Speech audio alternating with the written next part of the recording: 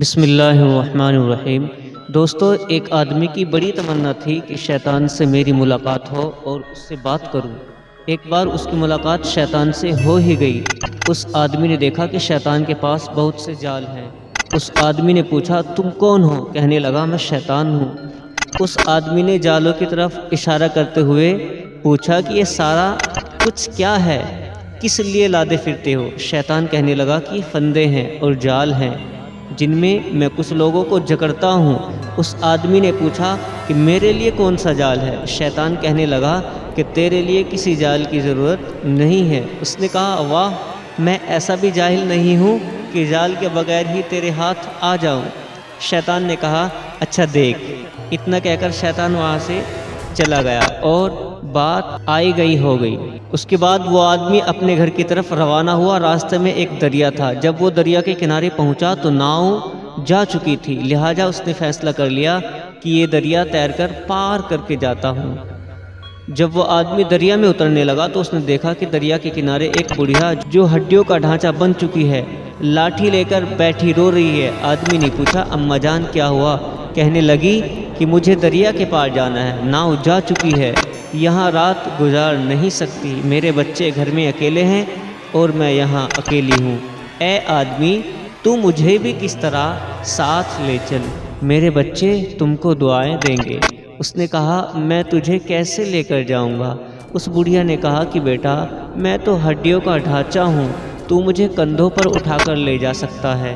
اس آدمی نے کہا، نہیں نہیں، میں نہیں لے جا سکتا۔ بڑھیا نے اسے بڑی بڑی دعائیں دی اور کہا، تمہارا بھلا ہوگا، میرے بچے اکیلے ہیں، میں گھر پہنچ جاؤں گی تو وہ بھی تجھے دعائیں دیں گے۔ اب اس آدمی کے دل میں بڑھیا کے لیے ہمدردی آ گئی۔ اس نے کہا، اچھا چلو، میں آپ کو اٹھا لیتا ہوں۔ پہلے تو اس آدمی نے سوچا کہ اس بڑھیا کو کمر پر اٹھا لیتا ہوں، لیکن پھر سوچنے لگا کہ اگر کہیں پھسل گئی تو میرے لیے آفت بنے گی، لہٰذا وہ آدمی کہنے لگا کہ اے بڑھیا، چلو میرے کندھوں پر بیٹھ جاؤ۔ وہ بڑھیا کو کندھوں پر بٹھا کر دریا کے اندر داخل ہو گیا۔ چلتے چلتے جب وہ دریا کے بالکل بیچ پہ پہنچا تو بڑھیا نے اس کے بال پکڑ کر کھینچے اور کہنے لگی کہ اے میرے گدھے، تیزی سے چل۔ وہ آدمی حیران ہو کر پوچھنے لگا کہ تو کون ہے؟ اس نے کہا، میں وہی ہوں جس نے تجھ سے کہا تھا کہ تجھے قابو میں کرنے کے لیے کسی جال کی ضرورت نہیں ہے، میں شیطان ہوں۔ اب دیکھ کہ تجھے میں نے بغیر جال کے کیسے پھنسایا۔ تجھے نظر نہیں آ رہا تھا کہ میں غیر محرم ہوں؟ تو نے مجھے کندھے پر کیسے بٹھا لیا تھا؟ اور پھر شیطان نے اس آدمی کو دریا میں ہی ڈبو دیا۔